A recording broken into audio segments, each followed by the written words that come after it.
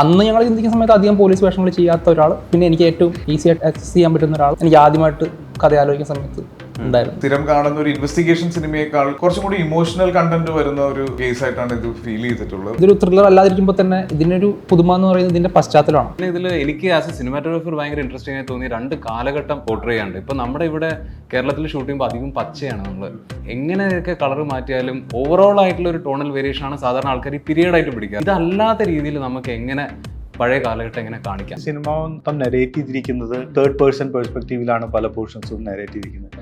ജോഫിൻ്റെതായിട്ടുള്ള ചില സൗണ്ടുകൾ ഉണ്ട്. ഇതിലൊരു ലൈറ്റ് ഇടുന്ന ഒരു സൗണ്ട് ഉണ്ട്. ആ ലൈറ്റ് ഇടുന്ന സൗണ്ട് അത് ജോഫിന് തൃപ്തി വരുന്നവരെ ചെയ്താലേ അത് ശരിയാവുള്ളൂ. ഇമോഷണലി ഡ്രിവൺ ആയിട്ടുള്ള ഒരു ഡ്രാമ ഭയങ്കര രസമായിട്ട് സ്ക്രീൻ പ്ലേയിലേക്ക് ബ്ലെൻഡ് ചെയ്തിട്ടുണ്ട്. അത്യാവശ്യം സമയം എടുത്തു ഞാൻ ഇതിലേക്ക് കയറാൻ വേണ്ടി. കാരണം കിഷ്കിന്ധയുടെ സാധനം ഇറങ്ങാൻ വേണ്ടി കുറച്ച് സമയം എടുത്തു. പക്ഷെ രണ്ട് ജോണറിലാണ് മ്യൂസിക് പോകുന്നത്.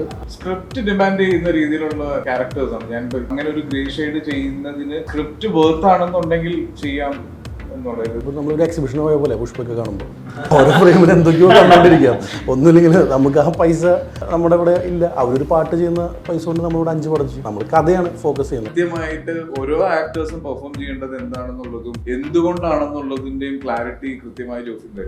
രേഖചിത്രത്തിന്റെ മുഴുവൻ ടീം സിനിമയെ പറ്റി, സിനിമയുടെ പ്രതീക്ഷകളെ പറ്റി സംസാരിക്കാൻ ചേരുന്നു. നമസ്കാരം. എല്ലാവർക്കും 2024 ഒരു മികച്ച സിനിമയുണ്ട്, അല്ലെങ്കിൽ നിങ്ങളുടെ ബോഡി ഓഫ് വർക്ക് എന്ന് പറഞ്ഞാൽ പുറത്തു പോയി പറയാനൊരു സിനിമയുണ്ട്. ജോഫിനില്ല, ബാക്കിയുള്ളവരുടെ കാര്യമാണ് ഞാൻ ഉദ്ദേശിച്ചത്. ജോഫിൻ്റെ സിനിമയായി മാറട്ടെ 2025 അത്. ആൾട്ടർനേറ്റീവ് ഹിസ്റ്ററി വിഭാഗത്തിൽപ്പെടുന്ന സിനിമയാണെന്നുള്ള വായനയിലാണ് ഏറ്റവും അധികം പോകുന്നത്. ആസിഫ് ഖാൻ അതിലേക്ക് ഓപ്പൺ ചെയ്താൽ അവിടെ പെർഫെക്റ്റ് ആയിരിക്കും. ഇത് പെർഫോം ചെയ്തും കൂടി നിൽക്കേണ്ട ഏരിയ ആണല്ലോ, കാരണം ഇത് ത്രില്ലറല്ല, ഡ്രാമയാണ്. അപ്പോൾ ആ കാസ്റ്റിങ്ങിലേക്ക് എന്തായിരുന്നു ആസിഫ് ഖാനിൽ മാത്രം കണ്ട മെറിറ്റ്? അത് ഈ പറഞ്ഞ ഒരു നന്നായിട്ട് പെർഫോം ചെയ്യാൻ പറ്റുന്ന ഒരാൾ. അപ്പോൾ അന്ന് ഞങ്ങൾ ചിന്തിക്കുന്ന സമയത്ത് അധികം പോലീസ് വേഷങ്ങൾ ചെയ്യാത്ത ഒരാൾ എന്നുള്ള സംഭവം ഉണ്ടായിരുന്നു. പിന്നെ എനിക്ക് ഏറ്റവും ഈസി ആയിട്ട് ആക്സസ് ചെയ്യാൻ പറ്റുന്ന ഒരാൾ. അങ്ങനെ കുറേ കാര്യങ്ങൾ ആസിഫ് ഖാൻ എന്ന് പറയുന്ന ഫസ്റ്റ് ഓപ്ഷനിൽ എനിക്ക് ആദ്യമായിട്ട് കഥ ആലോചിക്കുന്ന സമയത്ത് ഉണ്ടായിരുന്നു. ഇത് ഇയാൾ പറയുന്നതുകൊണ്ട് എന്തായിരുന്നു ആസിഫിക്ക് ഉണ്ടായിരുന്ന ഒരു ഇംപ്രഷൻ? എനിക്ക് ഇത്തരത്തിലുള്ള ഒരു തോട്ടാണ് എന്നെ ആദ്യം സ്ട്രൈക്ക് ചെയ്തത്. ഈ ഒരു ഹിസ്റ്ററിയുടെ ഭാഗമായിട്ടുള്ള ഒരു കണ്ടന്റിനെ എടുത്തു, ആ കണ്ടന്റിന് നമ്മുടേതായ ഒരു ചെറിയ വേരിയേഷൻ കൊടുത്തിട്ട് അതിനെ ഒന്ന് ഓൾട്ടർ ചെയ്ത് ഒരു പുതിയ കഥ ഉണ്ടാക്കുന്നു. അതിലേക്ക് ഒരു നമ്മൾ പ്രസന്റിലെ ഒരു കാര്യം കൊണ്ടുപോയി കണക്ട് ചെയ്യുന്നു എന്നൊക്കെ പറയുന്നത് ഇതിൻ്റെ ഒരു സ്ക്രീൻ പ്ലേയുടെ. ഇപ്പം കഴിഞ്ഞ കൊല്ലത്തെ സിനിമകളെ പറ്റി പറയുമ്പോൾ പോലും എന്നെ ഏറ്റവും അട്രാക്ട് ചെയ്യുന്നത് സ്ക്രീൻ പ്ലേയിൽ ഉണ്ടാകുന്ന പുതുമകളാണ്, സ്ക്രീൻ പ്ലേയിൽ ഉണ്ടാകുന്ന പരീക്ഷണങ്ങളാണ്. അപ്പോൾ ഈ സിനിമയും ഞാൻ എടുത്തു പറയേണ്ടത് ഇതിൻ്റെ സ്ക്രീൻ പ്ലേയിലുള്ള ഒരു ബ്രില്യൻസിനെ പറ്റിയിട്ടാണ്. പിന്നെ എൻ്റെ ഈ പറയുന്ന പോലെ പോലീസ് വേഷങ്ങൾ ഇത്രയും ചെയ്തിട്ടുണ്ടെങ്കിലും ഇത്രയും ഇമോഷണലി ഒരു കേസും ആയിട്ട് കണക്ട് ആവുന്ന രീതിയിലുള്ള ഒരു അന്വേഷണം, മറ്റേ നമ്മൾ സ്ഥിരം കാണുന്ന ഒരു ഇൻവെസ്റ്റിഗേഷൻ സിനിമയേക്കാൾ കുറച്ചും കൂടി ഇമോഷണൽ കണ്ടന്റ് വരുന്ന ഒരു കേസായിട്ടാണ് ഇത് ഫീൽ ചെയ്തിട്ടുള്ളത്. പിന്നെ എഗെയിൻ ഈ പെർട്ടിക്കുലർ കേസ് നടക്കുന്നത് ഒരുപാട് നാളുകൾക്ക് മുന്നെയാണ്. പക്ഷെ എങ്കിൽ പോലും ഇതിന്റെ വിക്ടിമിനോടുണ്ടാകുന്ന ഒരു ഇമോഷണൽ അറ്റാച്ച്മെന്റ് ഉണ്ട്. ഈ ഏത് സമയത്ത് വേണമെങ്കിലും ഈ കേസ് ഉപേക്ഷിക്കാം എന്നൊരു നില ത്രൂ ഔട്ട് ഉണ്ടെങ്കിൽ പോലും ഒരു പേഴ്സണൽ അറ്റാച്ച്മെന്റിന്റെ ഫീൽ ചെയ്യുന്നതിന്റെ പുറത്താണ് ഈ സിനിമ മുഴുവൻ ഈ കേസ് മുന്നോട്ട് പോകുന്നത്. അപ്പോൾ അതൊക്കെ എനിക്ക് ശരിക്കും ഒരു ഡ്രാമ, ഇമോഷണലി ഡ്രിവൺ ആയിട്ടുള്ള ഒരു ഡ്രാമ ഭയങ്കര രസമായിട്ട് സ്ക്രീൻ പ്ലേയിലേക്ക് ബ്ലെൻഡ് ചെയ്തിട്ടുണ്ട്. പണ്ട് യൂഷ്വൽ സസ്പെക്ട്സ് പോലൊരു സിനിമയാണ് ഏറ്റവും അവസാനത്തെ ജസ്റ്റ് ഒരു ട്വിസ്റ്റ് ആയിരുന്നു ത്രില്ല്. പക്ഷെ ഇന്ന് നമുക്ക് നാടകത്തിലൊക്കെ ഉണ്ടായ പോലെ അവസാനത്തെ 1 മണിക്കൂറിൽ മുഴുവനും ഇങ്ങനെ ജെർക്കുകൾ ഉണ്ടായിക്കൊണ്ടേ ഇരിക്കണം. അവിടെയാണ് നിങ്ങളിത് ത്രില്ലറല്ല, ഡ്രാമയാണ് എന്ന് പറയുന്നത്. അപ്പൊ അതിനൊക്കെ ചാലഞ്ച് എന്തായിരിക്കും, അല്ലെങ്കിൽ പ്രേക്ഷകരിൽ ഇത് ഉണ്ടാക്കാൻ പോകുന്ന ഒരു രൂപരേഖ ഉണ്ടാവില്ല, എന്താ ഉണ്ടാവുക എന്നുള്ളത്, അതിനെ പറ്റി ചിന്തിച്ചിട്ടുണ്ടോ? അതുകൊണ്ടാണ് ഞങ്ങൾ എല്ലാ ഇന്റർവ്യൂവിലും വരുമ്പോഴും അതിനെപ്പറ്റി ഓരോരുത്തരും ചോദിക്കുന്ന സമയത്തും അധികം പറയാത്തത് കൊണ്ടാണ്. ഈ സിനിമയുടെ പുതുമ എന്ന് പറയുന്നത്, അല്ലെങ്കിൽ ഈ സിനിമയുടെ ഇതൊരു ത്രില്ലർ അല്ലാതിരിക്കുമ്പോൾ തന്നെ ഇതിനൊരു പുതുമ എന്ന് പറയുന്നത് ഇതിൻ്റെ പശ്ചാത്തലമാണ്.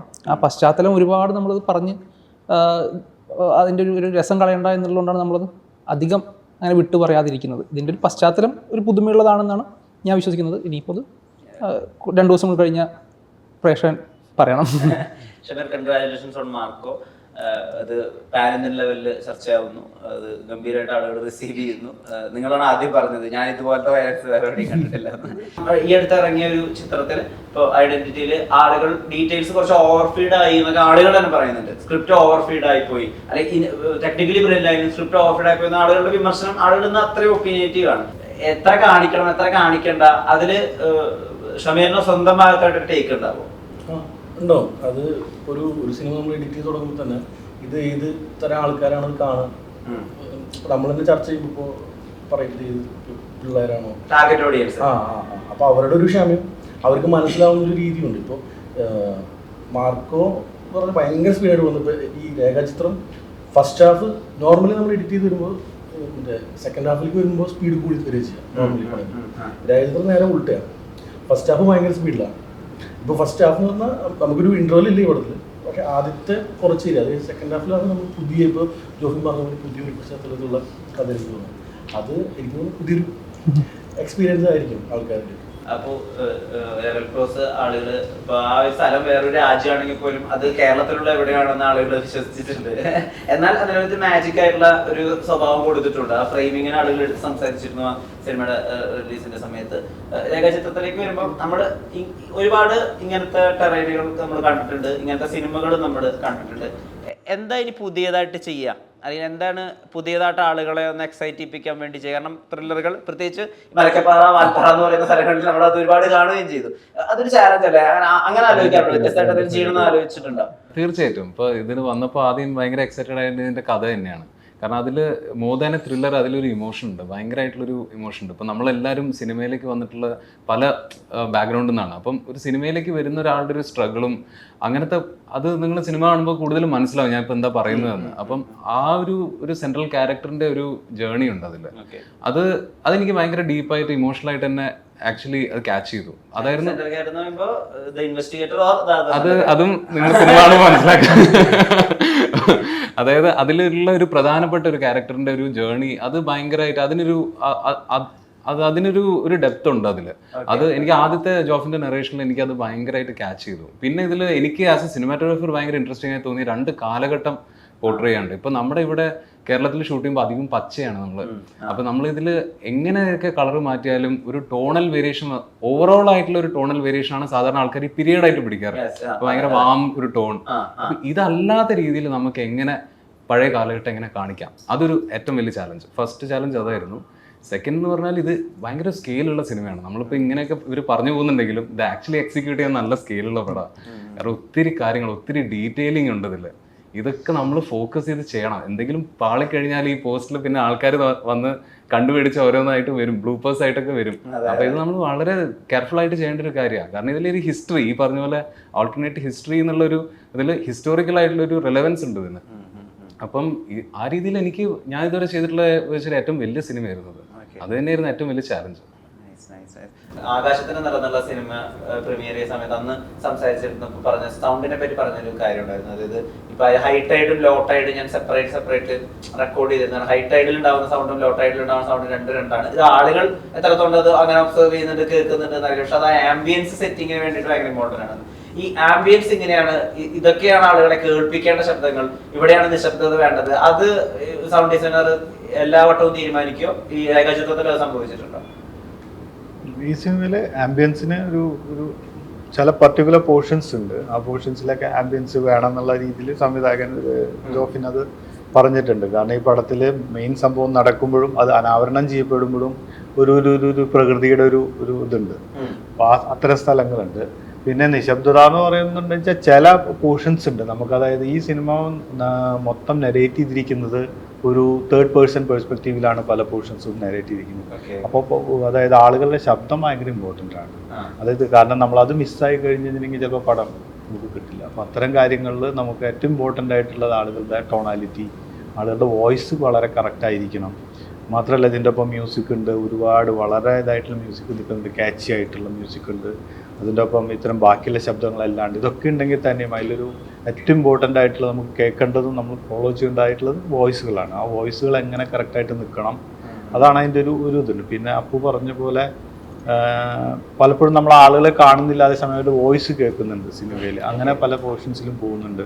അപ്പോൾ ഈ നെറേറ്റീവിൽ, അതായത് പഴയ നെറേറ്റീവ്, അതേ പഴയ കാലം പുതിയ കാലം തമ്മിൽ അതെങ്ങനെ അവിടെ നിന്നൊരു ഡിഫറൻസ് കൊടുക്കുക എന്നുള്ളത് സിനിമയിൽ. അതേസമയം ഇത് എടുത്തു നിൽക്കാനും പാടില്ല. ആൾക്കാർ ഇങ്ങനെ കണ്ടുകൊണ്ടിരിക്കുമ്പോൾ അയ്യോ ഇത് അങ്ങനെയാണോ, അങ്ങനെയല്ല. നമ്മൾ ആ സിനിമയുടെ കഥ ഇങ്ങനെ കേട്ടുകൊണ്ടിരിക്കാൻ പറ്റുന്ന രീതിയിൽ അതേസമയം ചെറിയൊരു ഡിഫറൻസിൽ എങ്ങനെ കേൾപ്പിക്കാം, അതാണ് അതിൻ്റെ ഒരു ചലഞ്ച്. ഈ പടത്തിനുണ്ടായിരുന്ന ചലഞ്ച് അതാണ്. Mujeeb again congratulations on Kishkinthaghattam. ആളുകള് ഒരു പടത്തിന്റെ റിവ്യൂവിന് ശേഷം ഈ ഹാൻസം പറഞ്ഞ പോലെ ഉണ്ട് എന്നൊക്കെ പറയുന്നത് വലിയ കമന്റാണ്. അപ്പൊ ഈ സിനിമ റിലീസിന് ശേഷം ഈ പേര് ഗൂഗിളിൽ അടിച്ചിട്ട് ഇയാൾ ഇന്ന പടങ്ങളൊക്കെ ചെയ്തിട്ടില്ലേ, ഇപ്പൊ വിക്രം വേദയ്ക്കൊക്കെ ശേഷം സാം സിയസിന് സംഭവിച്ച പോലെ, അല്ലെങ്കിൽ ഇപ്പൊ ജിബ്രാനൊക്കെ രാക്ഷസന് ശേഷം സംഭവിച്ച പോലെ വലിയ വിസിബിലിറ്റി ഉണ്ട്. ഇന്ന് എല്ലാവരും നിങ്ങളുടെ ഒരു അടുത്ത പടത്തിന് വേണ്ടി റൂട്ട് ചെയ്യുന്ന സമയത്ത് രേഖാചിത്രത്തിന്റെ ട്രെയിലർ വരുന്നത്. ഈ എക്സ്പെക്ടേഷൻസ് അല്ലെങ്കിൽ ആളുകൾ എന്നിൽ നിന്ന് പ്രതീക്ഷിക്കുന്നത് പോസ്റ്റ് കിഷ്കിന്താഘട്ടം അത് വല്ലാതെ ഇത് മാറിയിട്ടുണ്ട്, ഇപ്പൊ സ്പോട്ട് ലൈറ്റിലുണ്ട്, അതിനെപ്പറ്റി അവെയർ ആണോ? ചെറിയൊരു ടെൻഷൻ ഉണ്ടായിരുന്നു. പിന്നെ അതുപോലെ തന്നെ പ്രൊജക്റ്റിലേക്ക് ഇന്നാവാൻ കുറച്ച് സമയം എടുത്തിട്ടുണ്ട്. ഞാനത് ജോഫിൻ ഭയങ്കര പേഷ്യൻ്റായിട്ട് പുള്ളി നിന്ന് അത്യാവശ്യം സമയം എടുത്തു ഞാൻ അതിലേക്ക് കയറാൻ വേണ്ടി. കാരണം കിഷ്കിന്തായുടെ സാധനം ഒന്ന് ഇറങ്ങാൻ വേണ്ടി കുറച്ച് സമയം എടുത്തു. പക്ഷെ രണ്ടും രണ്ട് ജോണറിലാണ് മ്യൂസിക് പോകുന്നത്. ഈ പറഞ്ഞ പോലെ രണ്ട് കാലഘട്ടങ്ങൾ പോകുന്നുണ്ട്. പിന്നെ ത്രില്ലർ ആണെങ്കിൽ കൂടെയും ഇത് കുറച്ചും കൂടി ഇമോഷണലി ഡ്രിവൺ ആണ് പടം. അപ്പോൾ അതിനനുസരിച്ചിട്ടുള്ള മ്യൂസിക്കാണ്. അങ്ങനെ ഇപ്പം കിഷ്കിന്ധയിൽ കാര്യം അതൊരു അവിടെ ഒരു ക്രൈമൊക്കെ അനാവരണം ചെയ്യപ്പെടുന്നുണ്ടെങ്കിലും അതിന്റെ മ്യൂസിക് പോകുന്നത് മൊത്തം ഒരു ഇൻസ്പിറേഷണൽ ടോണില്ല. അത് നമ്മൾ അതിന്റെ സൗണ്ട് മാത്രമായിട്ട് കേട്ട് കഴിഞ്ഞാൽ നമുക്ക് വല്ല വർക്കൗട്ടൊക്കെ ചെയ്യാൻ വേണ്ടി വെക്കാൻ പറ്റുന്നൊരു മ്യൂസിക് അതിനകത്ത്. ഇപ്പം ഞാൻ സൂക്ഷ്മദർശി എന്നുള്ള സിനിമ എടുത്ത് നോക്കുമ്പോൾ ആ സിനിമയുടെ ടോൺ മൊത്തം ഒരു ഹാരി പോട്ടർ സിനിമയുടെ ഒക്കെ പോലെ ഭയങ്കര ക്യൂരിയസ് ആയിട്ടുള്ള ഒരു ടോണാണ് പോകുന്നത്. നമ്മൾ എന്താണോ കേട്ടുള്ള ആ ജൻ എഫക്ട് മൊത്തത്തിൽ പോയിരിക്കുന്നു എവിടെയോ. അപ്പൊ ഇപ്പൊ ത്രില്ലർ ചെയ്യുമ്പോൾ പണ്ടത്തെ ക്ലാസിക് ഇപ്പൊ ഹിറ്റ്കോക്ക് ഒക്കെ ചെയ്ത പോലത്തെ ഒരു മ്യൂസിക് അപ്ലൈ ആവോ, അതോ നറേറ്റീവ് മാറുന്നതിനനുസരിച്ച് നമ്മൾ പുതിയ എപ്പോഴും ട്രൈ ചെയ്തോണ്ടിരിക്കണം? അതാണോ ഇപ്പോഴത്തെ ഗ്രാമർ?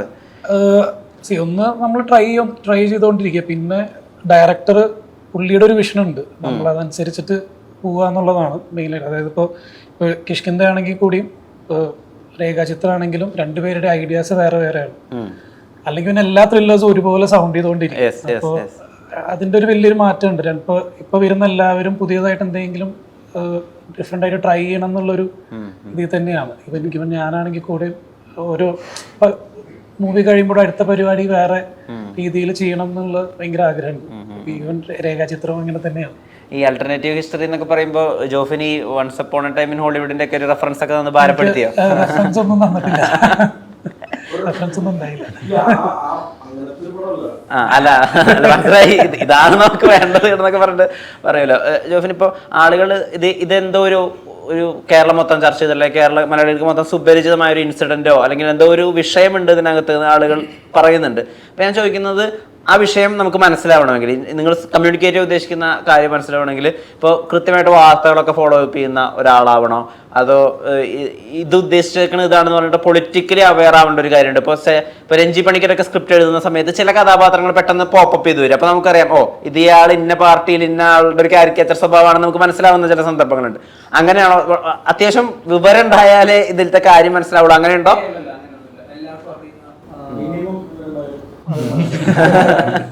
എല്ലാവർക്കും അറിയുന്ന കാര്യങ്ങളൊക്കെ വെച്ചിട്ടുള്ളൊരു വളരെ പെട്ടെന്ന് കണക്ട് ആവുന്ന റിയൽ ഇൻസിഡന്റ് ആയിട്ട് ബന്ധമൊന്നുമില്ല. പക്ഷെ നമുക്ക് കാണുമ്പോൾ ചിലപ്പോൾ ഇങ്ങനെ നടന്നുണ്ടായിരിക്കാം, ഒരു സംഭവം ചിലപ്പോൾ ഉണ്ടായിരിക്കാം.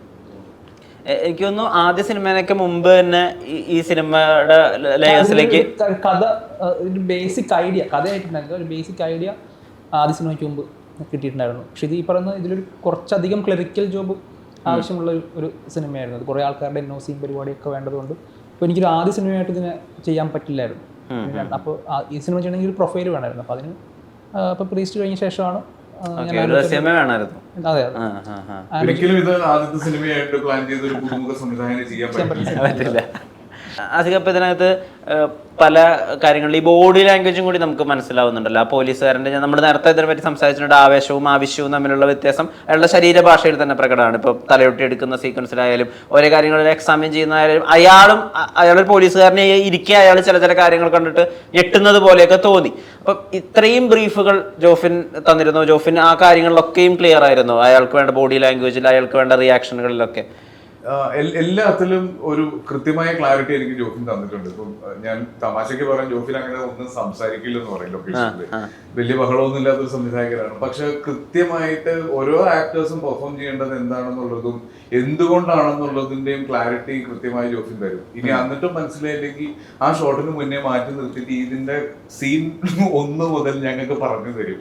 അങ്ങനെ പറഞ്ഞു തന്ന കൃത്യമായ ഒരു ക്ലാരിറ്റി എല്ലാ രീതിയിലും തന്നിട്ടുണ്ട്. പിന്നെ എന്റെ ബോഡി ലാംഗ്വേജിന്റെ കാര്യത്തിൽ കൃത്യമായ ഒരു ക്യാരക്ടർ സ്കെച്ച് എനിക്ക് തന്നിട്ടുണ്ട്. ഇതിന്റെ ഈ ആവേശവും ആവശ്യവും തമ്മിലുള്ള വ്യത്യാസം ഹൈലൈറ്റ് ചെയ്യപ്പെടുന്നതിന്റെ കാരണം ഇയാളുടെ ഓരോ സിറ്റുവേഷനിലും എങ്ങനെയാണെന്നുള്ളത് കൃത്യമായിട്ട് ഈ സ്ക്രീൻ പ്ലേ തരുന്നതിനൊപ്പം തന്നെ എനിക്കൊരു ക്യാരക്ടർ സ്കെച്ചും തന്നിട്ടുണ്ടായിരുന്നു. അതിനു വേണ്ടിയിട്ട് ചെറിയ ചെറിയ മാനറിസംസ് പഠിപ്പിക്കാനും ഒക്കെ എന്നെ ശ്രമിച്ചിട്ടുണ്ട്. കുറെയൊക്കെ ഞാൻ ശ്രമിച്ചു. എന്താന്ന് പറയാൻ പറ്റും എന്തെങ്കിലും? അല്ല, അതിന്റെ അകത്ത് ഈ കൈയുടെ ഒരു ആക്ടിവിറ്റി ഉണ്ട്, കുറച്ച് റെസ്ലെസ് ആയിട്ട് നിൽക്കുന്നത്. അപ്പൊ അതിൽ നമ്മൾ ആദ്യം പ്ലാൻ ചെയ്തിരുന്നത് ചീട്ടുകൾ വെച്ചിട്ടുള്ള ഒരു കാര്യമായിരുന്നു. പക്ഷെ അത് ഒത്തിരി പ്രാക്ടിക്കലായിട്ട് പിടിക്കാൻ എനിക്ക് പറ്റിയില്ല. എന്നാലും മിനിമൽ സ്കെയിലിലേക്ക് അത് കൊണ്ടുവരാൻ ശ്രമിച്ചു. പിന്നെ ഇപ്പൊ ഈ കഴിഞ്ഞ സിനിമകളിലെല്ലാം ഞാൻ പറഞ്ഞിട്ടുണ്ട്, സംവിധായകർ കൃത്യമായ ധാരണയോട് കൂടിയാണ് ഓരോ ക്യാരക്ടേഴ്സിനെയും എനിക്ക് തന്നിട്ടുള്ളത്. അപ്പൊ അത് ഇതിലും സംഭവിച്ചിട്ടുണ്ട്. അതങ്ങനെ തന്നെ വരും. കുമ്പളങ്ങിയൊക്കെ ചെയ്യുന്ന സമയത്ത് അവര് ആ സിനിമയുടെ ക്ലൈമാക്സ് ഭാഗത്തിൽ വരുന്ന ഒരു ഫുട്ബോൾ പീസ്, അപ്പോൾ ആ ഫുട്ബോളിന്റെ ഒരു കമന്ററി അത് ഞങ്ങളുടെ കയ്യിൽ വേണമെന്ന് സിനിമ തുടങ്ങുന്നതിന് മുമ്പേ പറഞ്ഞത് കാരണം കൊണ്ടുണ്ടായ ക്ലാരിറ്റികൾ, അല്ലെങ്കിൽ ഇത് എവിടെ പ്ലേസ് ചെയ്യണമെന്ന് അവർക്കുള്ള ധാരണ കൊണ്ട് ഒരു സൗണ്ട് ഡിസൈനർക്ക് മനസ്സിലാവുന്ന ഒരു ഡിസൈൻ ഒക്കെ ഉണ്ടല്ലോ. അതുപോലെ ജോഫിൻ ഇവിടെ ക്ലിയർ ആയി പറഞ്ഞ എന്തെങ്കിലും ഏരിയകളോ അല്ലെങ്കിൽ ഇതാണ് എനിക്ക് കമ്മ്യൂണിക്കേറ്റ് ആവേണ്ടത് അങ്ങനെ പറഞ്ഞ സംഭവങ്ങളുണ്ടോ? ചില സ്ഥലങ്ങൾ എല്ലാ ഡയറക്ടേഴ്സും പറയും. കാരണം അവരത് സ്ക്രിപ്റ്റ് ചെയ്യുന്ന സമയം തൊട്ട് അവരത് കേട്ടുകൊണ്ടിരിക്കുന്നുണ്ട്. അപ്പൊ അതല്ലാത്തൊരു സൗണ്ടാണ് അല്ലെങ്കിൽ ഒരു സാധനമാണ് അവിടെ വരുന്നതെന്ന് വെച്ച് കഴിഞ്ഞാൽ ഷുവറായിട്ട് എല്ലാ ഡയറക്ടേഴ്സും അവിടെ ഒരു റെഡ് ഫ്ലാഗ് വരും. ഇതല്ല വേണ്ട, അവരെല്ലാരും പറയും, എല്ലാരും പറയുന്നതാണ്. അപ്പൊ ജോഫിൻ്റെതായിട്ടുള്ള ചില സൗണ്ടുകളുണ്ട്. ഇതിലൊരു ലൈറ്റ് ഇടുന്ന ഒരു സൗണ്ട് ഉണ്ട്. ആ ലൈറ്റ് ഇടുന്ന സൗണ്ട് അത് ജോഫിന് തൃപ്തി വരുന്നവരെ ചെയ്താലേ അത് ശരിയാവുള്ളൂ. അപ്പൊ ചില സ്ഥലങ്ങളിൽ എല്ലാരും അത് പറയും, ഇന്ന സാധനം വേണം എന്നുള്ളത്. അത് ഈ സിനിമയിലും ഉണ്ടായിട്ടുണ്ട്. അത് പിന്നെ പുള്ളിയായിട്ട് ഇങ്ങനെ നിരന്തരം കമ്മ്യൂണിക്കേഷൻ. എനിക്ക് ആദ്യത്തെ 1.5 കൊല്ലം മുമ്പ് എനിക്ക് സ്ക്രിപ്റ്റ് തന്നിട്ടുണ്ട്. ആ സമയത്ത് പുള്ളിയായിട്ട് കമ്മ്യൂണിക്കേഷൻ ഉണ്ടായിരുന്ന കാരണം എനിക്ക് ബേസിക്കലി ഒരു പടം ചെയ്തിട്ടുണ്ട് ജോഫിൻ്റെ ഒപ്പം. കാരണം എനിക്ക് വർക്ക് ചെയ്യാൻ അങ്ങനെ വലിയ ഡിഫിക്കൽറ്റീസ് ഒന്നുമില്ല. എന്താണ് പുള്ളിക്ക് വേണ്ടതെന്നൊരു നിശ്ചയം എനിക്കുണ്ടായിരുന്ന കാരണം അത് കുറെ കൂടി ഈസിയാണ് ആ പ്രോസസ്സ്. ഇപ്പൊ ഞങ്ങൾ ഓൾറെഡി കേട്ടിട്ടുള്ള ശബ്ദങ്ങളെ ഇപ്പൊ സിനിമയിലേക്ക് വരുമ്പോൾ നിങ്ങൾ എങ്ങനെയാ അത് റീക്രിയേറ്റ് ചെയ്യോ അല്ലെങ്കിൽ റീഡിസൈനോ ചെയ്യുന്നത്? അതിന്റെ പ്രോസസ് എങ്ങനെയാ ശരിക്കും?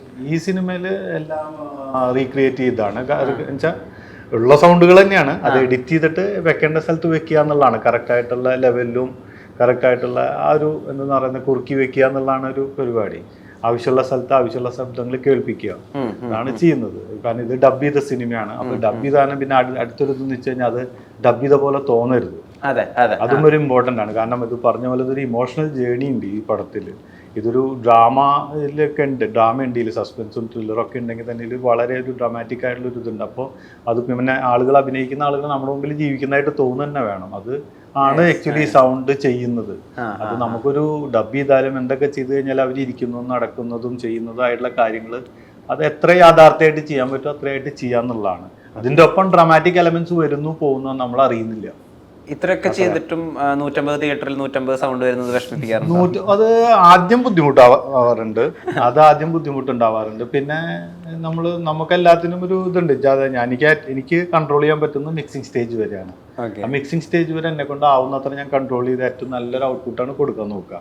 അത് കഴിഞ്ഞ് കഴിഞ്ഞാൽ പിന്നെ ഏത് തിയേറ്ററിൽ എങ്ങനെ ഓരോരുത്തരും മൂഡനുസരിച്ച് അവർ പ്ലേ ചെയ്യുന്നുള്ള അത് നമ്മുടെ ഇൻഡസ്ട്രി ഒരുമിച്ച് നിന്ന് ആലോചിക്കേണ്ട കാര്യമാണ്. അത് എൻ്റെ ഒരു മാത്രമായിട്ട് എനിക്ക് ചെയ്യില്ല. പക്ഷെ ഇപ്പൊ നന്നായിട്ട് തന്നെയാണ് ഒരുവിധം എല്ലാ സ്ഥലത്തും ബെറ്റർ ആയിട്ടാണ് കേൾക്കുന്ന പണ്ടത്തെക്കാളൊക്കെ. ആളുകൾ ഭയങ്കര പെർട്ടിക്കുലർ ആണ് സൗണ്ടിന്റെ കാര്യത്തിലും പ്രൊജക്ഷന്റെ കാര്യത്തിലും. അതെ, ഇപ്പൊ തിയേറ്റർ എക്സ്പീരിയൻസ് എന്ന് പറഞ്ഞൊരു ടേം തന്നെ ഇപ്പൊ കഴിഞ്ഞ 2-3 കൊല്ലമായിട്ട് അത് സിനിമനെ മാർക്കറ്റ് ചെയ്യാനും യൂസ് ചെയ്യുന്നുണ്ട്. നിങ്ങൾ എപ്പോഴും പ്രിഫർ ചെയ്യുന്ന ഒരു തിയേറ്റർ ഉണ്ടോ? ഐ മീൻ തിയേറ്റർ എക്സ്പീരിയൻസ് സിനിമയാണ് എന്നൊക്കെ പറഞ്ഞ് ബ്രാൻഡ് ചെയ്യുമ്പോൾ കേരളത്തിൽ നിങ്ങൾ പോയി കാണുന്ന അങ്ങനെ ഒരു തിയേറ്റർ ഉണ്ടോ?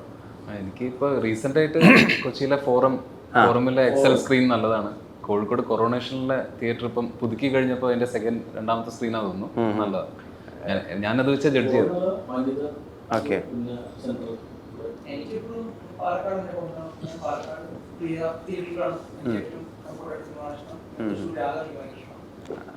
ആസിക്കയുടെ എന്നെ സംബന്ധിച്ചിടത്തോളം സമയമാണ് പ്രശ്നം. അവൈലബിൾ എത്രയാണ് ഒരു സിനിമ മുഴുവനായി തിയേറ്ററിൽ നിന്ന് കണ്ടിട്ട്? ഞാൻ ഒരുമാതിരി എല്ലാം കാണും, പക്ഷെ എനിക്ക് പ്ലാൻ ചെയ്തിപ്പോ ഏറ്റവും നല്ല പ്രൊജക്ഷൻ നോക്കി ഏറ്റവും നല്ല സൗണ്ട് നോക്കി കാണണം എന്നുള്ളത് പ്രാക്ടിക്കൽ അല്ല. അപ്പം ഇപ്പൊ ഇന്നിപ്പോ 7:30 8:30 ഒരു സിനിമ ഉണ്ടെന്ന് പറഞ്ഞാൽ നിയറസ്റ്റ് തിയേറ്ററിൽ പിടിക്കുക നടക്കുള്ളൂ. മുജീബ്, ഈ തിയേറ്റർ അല്ലെങ്കിൽ അവിടെ വെക്കുന്ന സൗണ്ടുകൾ, ഇപ്പൊ ഈ അടുത്തിറങ്ങിയ ഒരു തമിഴ് സിനിമയുടെ സൗണ്ട് ലെവൽസ് ഒക്കെ വലിയ പ്രശ്നമായി. അത് ആളുകൾ മാറ്റുന്നു, സൗണ്ട് ചെവി വേദനിക്കുന്നു മാസ് സിനിമയുടെ എന്നൊക്കെ ആളുകൾ പറയുന്നു. അപ്പോൾ അതിന്റെ സൗണ്ടിങ്, അതിന്റെ ലെവലിംഗ്, അത് തിയേറ്ററിൽ നിന്ന് കാണുമ്പോൾ ഉണ്ടാകുന്ന വ്യത്യാസം, അതിനെ പറ്റിയിട്ടൊക്കെ ചർച്ച ചെയ്യാറുണ്ടോ അല്ലെങ്കിൽ ആലോചിക്കാറുണ്ടോ? വേറെ നിവൃത്തിയിൽ നമ്മൾ ചർച്ച ചെയ്യും. കാരണം നമ്മള് നമ്മുടെ ബെസ്റ്റ് തിയേറ്ററിന്ന് എടുത്ത് കൊടുക്കുന്നു. അതിൽ കഴിഞ്ഞ് നമുക്ക് പിന്നെ നമ്മുടെ കയ്യിലല്ല. ചില സമയത്ത് നമ്മൾ ലെവൽ ഭയങ്കരമായിട്ട് കുറഞ്ഞു പോകുമ്പോൾ നമ്മൾ ചിലപ്പോൾ ഒന്ന് കൂട്ടാൻ പറയും, അത്ര തന്നെ നടക്കുള്ളൂ. ബാക്കി ചില തിയേറ്റേഴ്സിൽ ചില സൗണ്ട് സ്പീക്കേഴ്സ് ഒന്നും വർക്ക് ആവാറില്ല. അപ്പൊ അത് നമുക്കൊന്നും ചെയ്യാൻ പറ്റില്ല. ഇതിനകത്ത് പറഞ്ഞിട്ടുള്ള ഈ സംഭവത്തിനകത്ത് ആളുകൾ ഏറ്റവും അധികം ഇൻട്രസ്റ്റിംഗ് ആയിട്ട് അല്ലെങ്കിൽ വെക്കുന്ന ഒരു പിക്ക് എന്ന് പറഞ്ഞിട്ടുണ്ടെങ്കിൽ എല്ലാവർക്കും അറിയാം ഇതിൽ മമ്മൂക്ക സാന്നിധ്യം എത്രമാത്രം ഉണ്ട്, അല്ലെങ്കിൽ മമ്മൂക്ക സിനിമ അതിനകത്ത് എത്രമാത്രം ഉണ്ട് എന്നുള്ള കാര്യം ആളുകൾ വെച്ചിട്ടുണ്ട്. അപ്പം ഇത് ആക്ച്വലി നമ്മളൊക്കെ സംസാരിക്കുന്ന ഇപ്പോൾ കാണാൻ മറയത്ത് പറയുന്ന സിനിമ, അപ്പോൾ അങ്ങനത്തെ ഒരു സിനിമ തന്നെ ഇവിടെ പ്ലേസ് ചെയ്യണം. അതിന് ശരിക്കും ഇതിന് ടൈം ലൈനിൽ എന്തെങ്കിലും കാരണമുണ്ടോ? അതായത് ആ സമയത്തിന് എന്തെങ്കിലും ശരിക്കും കാരണമുണ്ടോ? ഞങ്ങളൊക്കെ എന്താ പറയാ, ചിന്തിച്ചു കൂട്ടുന്ന ഒരു സിനിമയുണ്ടല്ലോ, ആ സിനിമ ആ കാലഘട്ടത്തിൽ നടക്കാൻ എന്തെങ്കിലും കാരണമുണ്ടോ ശരിക്കും കഥയ്ക്കകത്ത്? ഓക്കെ, അതിനെപ്പറ്റി കൂടുതലൊന്നും പറയാൻ സാധിക്കില്ല. മൊത്തത്തിൽ നമുക്ക് സിനിമ കണ്ടു കഴിയുന്ന സമയത്ത് മനസ്സിലാവും കുറെ കാരണങ്ങളുണ്ട് ആ സിനിമ വരാനുള്ളത്. മുജീബ്, ഇപ്പൊ റിലീസ് ചെയ്തിട്ടുള്ള ചിരിയോ ചിരി എന്നുള്ള ആ ഒരു പാട്ടിനകത്ത് തന്നെ ചിരിയോ ചിരിയെ, അതിനകത്ത് തന്നെ ആ പാട്ടിന്റെ വരികളിലൂടെ കടന്നു പോകുമ്പോൾ സിനിമേനെ വളരെയധികം ഇഷ്ടപ്പെടുന്ന, മനസ്സുകൊണ്ട് സിനിമയിലേക്ക് എത്തിപ്പെടുന്ന ഒരു ദിവസത്തെ കാൽക്കുലേറ്റ് ചെയ്ത് ഇരിക്കുന്ന വളരെ ആസ്പയറിംഗ് ആയിട്ടുള്ള ഒരു ഫിലിം മേക്കറിനെ അല്ലെങ്കിൽ ഒരു ഫിലിം സ്റ്റുഡന്റിനെ, ഒരു ഫിലിം ആക്ടറിനെ ഒക്കെ നമുക്ക് കാണാൻ പറ്റുന്നുണ്ട്. ഇപ്പൊ ഈ സിനിമയോടുള്ള ഏതോ ഒരാളുടെ ഇഷ്ടം അതും കൂടി ഈ സിനിമയുടെ അകത്ത് കമ്മ്യൂണിക്കേറ്റ് ആവുമോ? അത് തന്നെയാണ് ആ പാട്ട്. ആ പാട്ടിന്റെ മൂടാണ് സിനിമയുടെ മൂഡ്. Okay okay. കിട്ടി. ഇപ്പൊ സിനിമയോടുള്ള പാഷൻ കാണിക്കുന്ന സിനിമകൾ നമ്മൾ കണ്ടിട്ടുണ്ട്. ഇപ്പൊ സിനിമ പാരഡൈസ് പോലത്തെ സിനിമകൾ ഉണ്ടെങ്കിലും നമുക്ക് ഇവിടെ വന്നിട്ട് ഇപ്പൊ ജിഗർദണ്ഡ പോലെയൊക്കെ സിനിമകളിലെ അതിനെ കുറച്ചുകൂടി എക്സ്പ്ലോർ ചെയ്തിട്ടുള്ളൂ. ആ ഒരു ആംഗിൾ രേഖാചിത്രത്തിലെ ആളുകൾ പ്രതീക്ഷിച്ചു പോയാൽ നിരാശരാവേണ്ടി വരും. അത് രണ്ടുമായിട്ടും ബന്ധമില്ല. ഇതിൻ്റെ ഞാൻ പറഞ്ഞില്ലേ, ആദ്യ പകുതി കഴിച്ചിട്ടുള്ളത് ഞാൻ തന്നെ ഇപ്പോൾ എഡിറ്റ് ചെയ്യുമ്പോൾ ഒരുപാട് വട്ടം കണ്ടിട്ടുള്ളതാണ്. കഴിഞ്ഞ ദിവസം ഞാൻ 3 ദിവസമായി അല്ലേ മ്യൂസിക് ചെയ്തിട്ട് ഞാൻ കണ്ടപ്പോൾ ഞാൻ വീണ്ടും ഒരു പുതിയ സിനിമ കാണുന്ന പോലെ ഇരുന്ന് കണ്ടു. അവസാനത്തെ ഒരു മണിക്കൂർ എനിക്ക് അത്രയും എനിക്ക് പേഴ്സണലി ഭയങ്കരമായിട്ട് ഇഷ്ടപ്പെട്ടു ആ ഏരിയ. ഇപ്പോൾ നിങ്ങൾ പറഞ്ഞ ഈ 2 സിനിമയായിട്ടും ബന്ധമില്ല, വേറൊരു തരം പടമാണ്. പക്ഷേ ഇത് ഹിസ്റ്ററി ആയിട്ടൊരു അങ്ങനെ ഒരു ഓൾട്ടർനേറ്റ് ഹിസ്റ്ററി ആണെന്ന് മാത്രമേ ഉള്ളൂ, അല്ലാതെ ആ ടൈപ്പ് 2 പടമായിട്ട് യാതൊരു ബന്ധമില്ല. ഇപ്പം മെക്സിക്കൻ അഭാരതിയും അതുപോലെ നമ്മുടെ അങ്കമാലി ഒരു സമയത്തല്ലേ എഡിറ്റ് ചെയ്യുന്നത്, ഒരേ ദിവസം റിലീസും ഒരേ സമയത്തല്ലേ എഡിറ്റും ചെയ്യുന്നത്. അപ്പൊ ഇപ്പൊ മെക്സിക്കൻ അഭാരതി എടുത്ത് നോക്കുകയാണെങ്കിൽ അതിന് ബിൽഡ് ചെയ്ത് പോകുന്ന ഒരു രീതി ഉണ്ടല്ലോ. ഇപ്പൊ ടൊവിനോയുടെ ക്യാരക്ടർ ആരാണ്, എന്താണ്, അയാൾക്ക് മാസ്ക് ഒന്ന് കൂടിക്കുന്ന രീതിയുണ്ട്. അങ്കമാലിയുടെ അപ്പുറത്ത് എല്ലാ 10 മിനിറ്റിൽ ഒരു മൊമെന്റും അല്ലെങ്കിൽ ഒരു ചെറിയ കഥയും സബ്പ്ലോട്ടും ഒക്കെ പോകുന്നു, സ്ലോ മോഷനുകളൊക്കെ ഉപയോഗിച്ച ഒരു വിധമുണ്ട്. ഇത് നിങ്ങൾ ഇത് വലിച്ചിട്ട് ടൈം ലൈനിൽ നോക്കുമ്പോൾ തോന്നുന്നൊരു ഐഡിയ ആണോ, സ്ക്രിപ്റ്റ് ഡിമാൻഡ് ചെയ്യുന്നതാണോ, എവിടുന്ന ഈ പാറ്റേൺ പിടിക്കുന്നത്? അങ്കമാലി ഡയറീസ് ലിജോ ചേട്ടൻ തന്നെ കുറച്ച് പടങ്ങൾ പറഞ്ഞു തന്നു, അത് പോയി കണ്ടിട്ട് അതേപോലെ കുറച്ച് പഠിച്ചിട്ട് വരാൻ പറഞ്ഞു. മെക്സിക്കൻ പടം ആദ്യം കണ്ടിട്ട് കുറേ കാര്യങ്ങൾ കമ്മ്യൂണിക്കേറ്റ് ആവുന്നുണ്ടായിരുന്നില്ല. അപ്പോൾ ഞങ്ങളിങ്ങനെ ഡിസ്കസ് ചെയ്തിട്ട് അതിൻ്റെ പ്രീ ക്ലൈമാക്സിലത്തെ ഒരു സീൻ എടുത്ത് ആദ്യം ഇട്ടിട്ട് അവിടെ നിന്ന് നരേഷൻ വെച്ചിട്ട് പിന്നെ എഡിറ്റ് ചെയ്തതാണ്. അത് രണ്ടും അങ്ങനെ വന്നത്. അല്ലാതെ ഇപ്പൊ ചില എഡിറ്റേഴ്സ് ആ ലൈനപ്പിൽ വന്നിട്ട് അവർ നെറേറ്റീവ് മൊത്തം മാറ്റുന്ന ചില സന്ദർഭങ്ങൾ ഉണ്ടായിട്ടില്ല. ഇപ്പൊ മുഖത്തിനുള്ളിലൊക്കെ അദ്ദേഹം പറഞ്ഞത് ഫുൾ ഒന്ന് സെറ്റ് ചെയ്ത് വന്നപ്പോഴാണ് ഇവിടെ വോയിസ് ഓവർ വന്നാൽ എങ്ങനെ ഇരിക്കും, അങ്ങനെയാണ് ഈ ഫോർത്ത് വോൾ ബ്രേക്കിംഗ് ഒക്കെ വരുന്നത്. സമാനമായിട്ട് രേഖാചിത്രത്തിൽ എഡിറ്റ് ചെയ്തുകൊണ്ടിരിക്കല് ഇതിന്റെ ഓർഡർ ഇങ്ങനെ തിരിച്ചു കഴിഞ്ഞാൽ നെറേറ്റീവ് മൊത്തം മാറിപ്പോകും, അങ്ങനെ എന്തെങ്കിലും സംഭവിച്ചിട്ടുണ്ടോ? ഓർഡർ കുറച്ചൊക്കെ മാറിയിട്ടുണ്ട് ഒരു സ്ഥലം തന്നെ. ഇത് ഇപ്പൊ ഈ സീൻ ഓർഡർ മാറിക്കഴിഞ്ഞാൽ നെറേറ്റീവ് മാറും, അല്ലെങ്കിൽ നിങ്ങൾ എഴുതി വെച്ചതും ഷൂട്ട് ചെയ്ത് വെച്ചതും മാറും. അപ്പൊ ഈ ക്രിയേറ്റീവ് ആയിട്ടുണ്ടാവുന്ന ഈ ഒരു മാറ്റം ഉണ്ടല്ലോ, അത് പെട്ടെന്ന് ഒരു 2 ദിവസം എടുക്കും പറഞ്ഞു മനസ്സിലാക്കാം. അത്രേ ഉള്ളൂ. അത് ഞാൻ പെട്ടെന്ന് കുറച്ചും കൂടി കൺവിൻസ് ആയി, പക്ഷേ ഇതിന്റെ ഒരു റൈറ്റർ പെട്ടെന്ന് കൺവിൻസ് ആയില്ല. ഈ കൂട്ടെഴുത്തിൽ എന്താണ് സ്പെഷ്യൽ ആയിട്ട് ഉണ്ടാവുന്നത്? ഒരു ഒറ്റയ്ക്കിരുന്ന് എഴുതുന്നതിനേക്കാൾ ഞാൻ എഴുതിയിട്ടില്ല. അപ്പം എൻ്റെ പ്രീസ്റ്റൻ്റെ കഥയായിരുന്നു, പക്ഷെ എഴുതി വേറെ ആൾക്കാരായിരുന്നു. അതേപോലെ തന്നെയാണ് രേഖാചിത്രം രാമുവിൻ്റെ കഥയാണ്. രാമുവും ജോൺ മന്ത്രിക്കൽ എന്ന് പറയുന്ന റൈറ്ററും കൂടിയാണ് അത് എഴുതിയിരിക്കുന്നത്. എല്ലാവരും കൂടി ഇരിക്കുന്ന സമയത്ത് കുറച്ചും കൂടി ഈസി ആവുന്നുണ്ട് എന്ന് പറയുന്നതാണ് എനിക്ക് തോന്നിയിട്ടുള്ളത്. ഈ അനശ്വര ഇതിനകത്ത് വരുന്നത് ഇപ്പം നേരിന് അവരുണ്ടാക്കിയ ഒരു വല്ലാത്തൊരു USB ഉണ്ട്. അപ്പൊ അവരിലെ പെർഫോമറിനെ ഇപ്പോൾ ചില ആക്ടേഴ്സ് ചില സിനിമകളിൽ ഇന്നായിട്ട് അവരോടുള്ള ഒരു നമുക്കൊരു ഇഷ്ടമുണ്ടല്ലോ, അതുകൊണ്ട് അവർ ചെയ്തത് റൈറ്റ് ആണോ റോങ് ആണോ എന്ന് ഡിസൈഡ് ചെയ്യാൻ പറ്റാത്തൊരവസ്ഥയുണ്ട്. ഇപ്പൊ ഉദാഹരണത്തിന് അനിമലിൽ ഇപ്പോൾ രൺബീർ കപൂറിനോടുള്ള പെർഫോമറോട് നമുക്ക് ഇഷ്ടമുള്ള കാരണം ഇയാൾ ശരിക്കും ഇത് നല്ലതിനാണോ ചെയ്തത് മോശമാണോ ചെയ്തത് മനസ്സിലാവാത്തൊരു ഏരിയ ഉണ്ട്. അപ്പൊ അതുപോലത്തെ ഒരു ക്വാളിറ്റി അനശ്വരയ്ക്ക് ഇതിനു വേണ്ടി നിങ്ങൾ ഉപയോഗിച്ചിട്ടുണ്ടോ?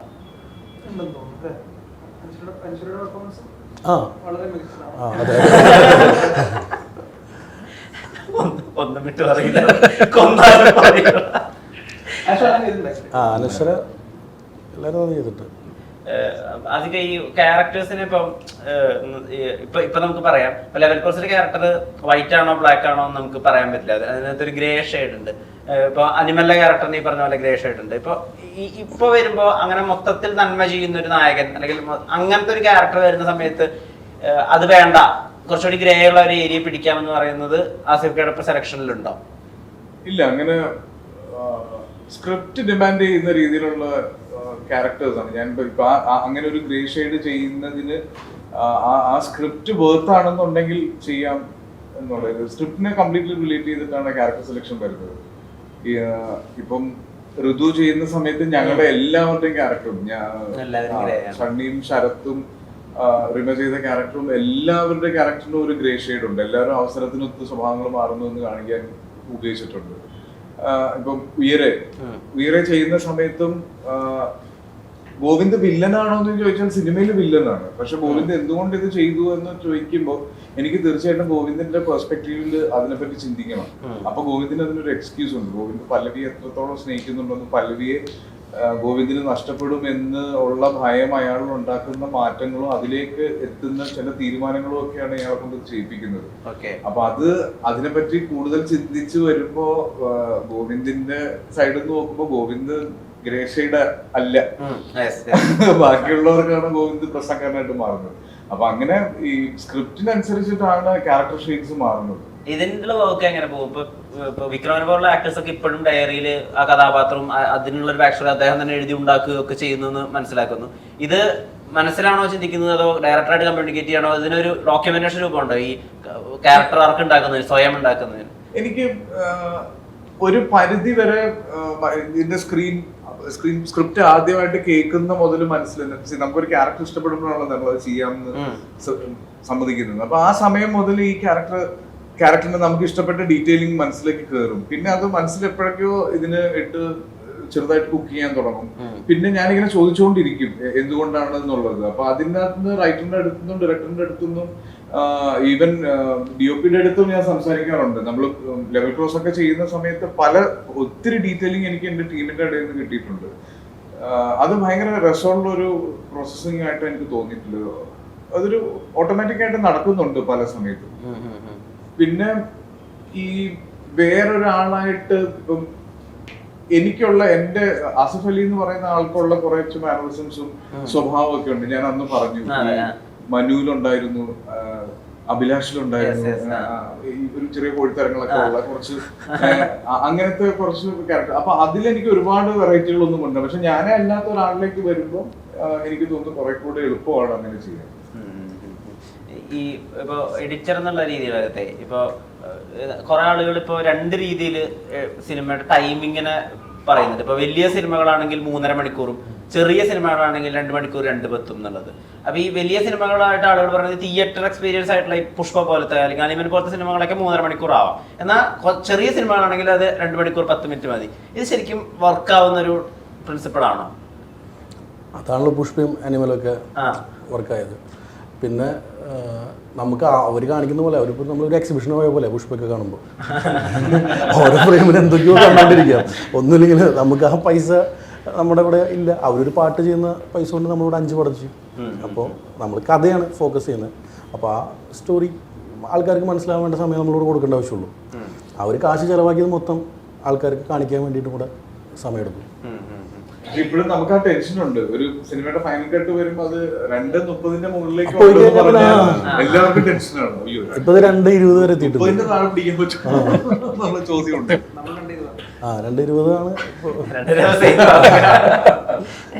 ആസിക്ക് കുറച്ചുകൂടി ഈ സിനിമാറ്റോഗ്രാഫേഴ്സിനെ പറ്റിയിട്ടൊക്കെ വോക്കലായിട്ടുള്ള ആളാണ്. ഇപ്പൊ കോഹിനൂറൊക്കെ ചെയ്യുന്ന സമയത്ത് ഈ സിനിമാറ്റോഗ്രാഫർ ഞാൻ വിളിക്കുന്നത് രാജാവേ എന്നാണ് പറയാ. ഓരോരുത്തർക്ക് പേരൊക്കെ ഇട്ടിട്ട് അങ്ങനെ പറയുന്നുണ്ട്. അപ്പം ലെവൽ ക്രോസിന്റെ സമയത്തും ഇദ്ദേഹത്തെ പറ്റിയിട്ട് വോക്കലായിട്ടുണ്ടായിരുന്നു. അപ്പൊ അവിടുന്ന് പിന്നെ നിങ്ങളുടെ ജേർണി ട്രാവൽ ആവുകയാണല്ലോ. എന്താ ഇൻ സ്പെസിഫിക് പ്രഭാകർ എന്നുള്ള സിനിമാറ്റോഗ്രാഫറിനെ പറ്റി തോന്നിയിട്ടുള്ളത്? അപ്പന്റെ നറേഷൻ എനിക്ക് ഭയങ്കര ഇഷ്ടമാണ്. നമ്മൾ യൂഷ്വലി വെക്കുന്ന ഒരു ഫ്രെയിം ആംഗിൾസ് ഒന്നും ഒക്കെ ഭയങ്കര ഡിഫറെന്റ് ആയിട്ട് എനിക്ക് തോന്നിയിട്ടുണ്ട്. പിന്നെ വർക്ക് ചെയ്യാൻ ഭയങ്കര കംഫർട്ടബിൾ ആണ്. ഉള്ള കാര്യം ഉള്ളതുപോലെ പറയാം. അല്ല അത് വർക്കല്ല എന്നുണ്ടെങ്കിൽ അപ്പുന്റെ മുഖത്തുണ്ടാവും അത്. അല്ലെങ്കിൽ അത് അപ്പു പറയും. നമ്മൾ റീഷൂട്ട് ചെയ്യാൻ അപ്പുന് ഒരു മടിയും ഉണ്ടാവില്ല. എനിക്ക് ഭയങ്കര കംഫർട്ടബിൾ ആയിരുന്നു. അതായത് നമ്മൾ ലെവൽ ക്രോസ് ഷൂട്ട് ചെയ്യുമ്പോൾ ഭയങ്കര മിനിമൽ ക്രൂവിലാണ് ട്യൂണീഷ്യയിൽ ആ സിനിമ ഷൂട്ട് ചെയ്തത്. പക്ഷെ ആ സിനിമയുടെ ഫസ്റ്റ് ഡേ നമ്മൾ ഷൂട്ട് ചെയ്ത ഫുട്ടേജ് കണ്ടപ്പോൾ തന്നെ ഞങ്ങൾ ഭയങ്കര വേറൊരു സിനിമാറ്റോഗ്രാഫർ ആയിരുന്നു ആ സിനിമ ചെയ്യാനിരുന്നത്. അദ്ദേഹമാണ് ഇതിന്റെ പ്രീ പ്രൊഡക്ഷനിൽ മുഴുവൻ ഇരുന്നതും. ഷൂട്ട് തുടങ്ങുന്നതിന് 5 ദിവസം മുന്നെയാണ് അപ്പു പ്രഭാകർ എന്ന് പറഞ്ഞ ഒരാളെ പറ്റി ഞാൻ കേൾക്കുന്നത്. അതായത് ഞാൻ ട്യൂണീഷ്യക്കുള്ള ഫ്ലൈറ്റിൽ ബോർഡ് ചെയ്യുമ്പോഴാണ് എന്നെ വിളിച്ചിട്ട് പറയുന്നത് ഇദ്ദേഹത്തിന് പകരം ആ സിനിമാറ്റോഗ്രാഫർ തന്നെ റെഫർ ചെയ്തിട്ട് അപ്പു പ്രഭാകർ എന്ന് പറഞ്ഞിട്ട് വരുന്നു. അപ്പൊ ഞാൻ ടേക്ക് ഓഫിന് മുന്നേ എന്റെ ഫോണിന്റെ ഫ്ലൈറ്റ് മോഡ് മാറ്റി ഇൻസ്റ്റഗ്രാമിൽ പോയിട്ട് ഞാൻ അപ്പു പ്രഭാകറിന്റെ പ്രൊഫൈൽ നോക്കുവാണ്. നോക്കി എടുത്ത കുറച്ച് ഫോട്ടോസ് ഒക്കെ ഞാൻ നോക്കിയിട്ട് ഞാൻ മെസ്സേജ് അയച്ചു. ഞാൻ ആസിഫ് അലിയാണ്, ഇത് എന്റെ നമ്പർ ഇതാണ്, നമുക്ക് വരുമ്പോ കാണാം. അത് വലിയൊരു അത്ഭുതമാണ്. ഫോണിൽ നിന്നൊരു മെസ്സേജ് അപ്പൊ ഞങ്ങൾ ആദ്യത്തെ ഒരു 4 ദിവസം, അതായത് നമ്മൾ ചെന്ന് 2 ദിവസം ഷൂട്ട് തുടങ്ങാനായിരുന്നു പ്ലാൻ. പക്ഷെ ആ വീടിന്റെ പണി കഴിഞ്ഞില്ല, സെറ്റ് ബിൽഡ് ചെയ്യാൻ കുറച്ച് ഡിലേ വന്നു. അപ്പൊ ആ 4 ദിവസം ഞങ്ങള് രാവിലെ മുതൽ ഈവനിങ് വരെ ഞങ്ങൾ ഒരു ടീമായിട്ട് സ്ക്രിപ്റ്റ് റീഡിംഗ് സെക്ഷൻസ് വെച്ചു. അഭിപ്രായങ്ങൾ പറഞ്ഞു, ഓരോരുത്തരുടെ ഇൻപുട്സ് വന്നു, ഓരോരുത്തരുടെ ഡയലോഗ്സ് വായിച്ചു. അതായത് ഒരു സിനിമ ചെയ്യുമ്പോൾ നമ്മൾ മിനിമം ചെയ്യേണ്ട എല്ലാ കാര്യങ്ങളും ആ സിനിമയ്ക്ക് വേണ്ടി ഞങ്ങൾ ചെയ്തു. ഭയങ്കര രസമുള്ള ഒരു വർക്കായിരുന്നു. അപ്പൊ എനിക്ക് ജോഫിൻ വന്ന ഈ സിനിമ എന്റെ അടുത്ത് സംസാരിക്കുന്ന സമയത്ത് ഇതിനകത്ത് 2 കാലഘട്ടം കാണിക്കുന്നു. അപ്പൊ ഇത് നേരത്തെ അപ്പു പറഞ്ഞ പോലെ നമ്മൾ സ്ഥിരം കാണുന്ന പ്രസന്റിനും പഴയതിനും 2 ടോൺ അങ്ങനെ അല്ലാതെ അതിന്റെ മുകളിലേക്ക് എന്ത് ചെയ്യാം എന്നുള്ള ഒരു സംസാരം നമ്മുടെ ഇടയിൽ ഉണ്ടായിരുന്നു. അപ്പൊ അപ്പു ഫ്രെയിമിലേക്ക് വരുന്നതും അപ്പുവിന്റെ ഒരു സജഷൻ ആയിരുന്നു നമുക്ക് ഇത് ഫിലിമിൽ ഷൂട്ട് ചെയ്താലോ എന്നുള്ളത്. അത് ശരിക്കും നമുക്ക് ഒരു ഭയങ്കര കിക്ക് തന്നൊരു ചോദ്യമായിരുന്നു. ഈ സിനിമയ്ക്ക് നമുക്ക് അങ്ങനെയുള്ള കാര്യങ്ങൾ പരീക്ഷിക്കാൻ പറ്റുന്ന ഒരു സിനിമ കൂടിയാണ്. എന്തായിരുന്നു ഫിലിമിൽ ഷൂട്ട് ചെയ്യപ്പോ ആക്ച്വലി ജോഫിൻ തന്നെ എന്നോട് ചോദിച്ചാണ്. ആക്ച്വലി ജോഫിൻ ആദ്യം ഇത് ചോദിച്ചിട്ടാണ് വരുന്നത് എന്റെ അടുത്ത്. അപ്പൊ അന്ന് ആസിക്ക തന്നെ ഫിലിമിലാണെന്ന് എന്നോട് പറഞ്ഞിട്ടില്ല.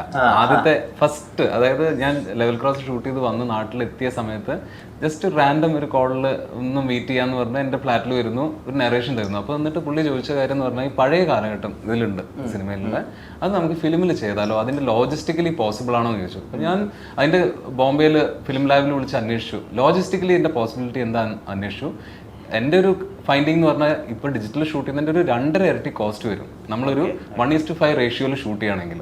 അതായത് ഓരോ ഷോട്ടിനും ഒരു 5 റീടേക്ക് വെച്ച് പോകുന്ന രീതിയിൽ ഷൂട്ട് ചെയ്യുകയാണെങ്കിൽ ഇതൊരു 2.5 ഇരട്ടി കോസ്റ്റ് വരും ഇതിൻ്റെ. അത് ആൻഡ്രോ ചോട്ടനോട് പറഞ്ഞു. പിന്നെ നമ്മളത് ഡ്രോപ്പ് ചെയ്തു. കാരണം എനിക്കും ഡിജിറ്റലിലാണെങ്കിൽ കുറച്ചും കൂടെ എനിക്ക് ഒരു ഫ്രീഡം ഉണ്ട്, നമുക്ക് പോസ്റ്റിൽ പല കാര്യങ്ങൾ എക്സ്പ്ലോർ ചെയ്യാം. ഫിലിം കുറച്ചും കൂടെ ഒരു ഡെഫിനറ്റ് ആണ് ഒരു തരത്തിൽ, നമ്മൾ എക്സ്പോസ് ചെയ്ത് കഴിഞ്ഞു കഴിഞ്ഞാൽ അതാണ്. പിന്നെ നമ്മൾ ഡിജിറ്റലിലേക്ക് അത് കൊണ്ടുവരുന്നത് ആ ഇമേജ്, പക്ഷെ എന്നാലും ഒരു ടെക്സ്ചറിലി ഒരു ഡിഫറൻസ് ഉണ്ടായേനെ. പക്ഷെ അതിലൊരു റിസ്ക് ഫാക്ടർ ഉണ്ട്. എങ്ങാനും അതിന്റെ ഇപ്പൊ സ്ഥിരമായിട്ട് ലാബ്സ് വർക്ക് ചെയ്യുന്നില്ല, അപ്പം ഇതിന്റെ പ്രോസസ്സിങ്ങിൽ എന്തെങ്കിലും പാളിപ്പോയി കഴിഞ്ഞാൽ കയ്യിൽ നിന്ന് പോകും.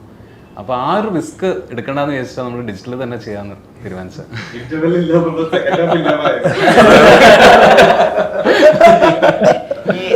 ആളുകൾ ഇന്റർവെൽ ഇല്ല എന്നുള്ള കാര്യത്തെ വായിച്ചെടുക്കുന്നത് ഇതിന് ലിറ്ററലി ഒരു ബ്രേക്ക് ഇല്ല എന്നുള്ളതാണ്.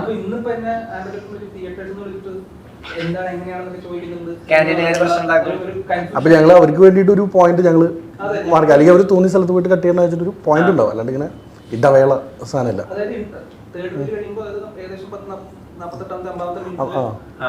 സിനിമ നിൽക്കും.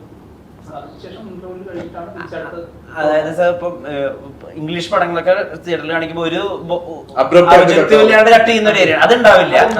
അതുണ്ടാവില്ല. കട്ട് ചെയ്യാനുള്ള പോയിന്റ് അവർ കൊടുക്കും തിയേറ്ററിൽ. Okay okay